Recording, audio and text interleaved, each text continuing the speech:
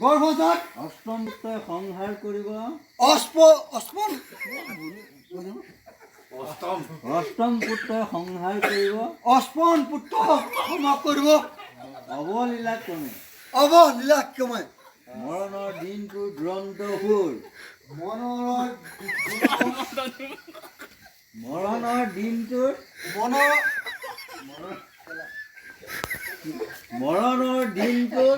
মৰণ No, no.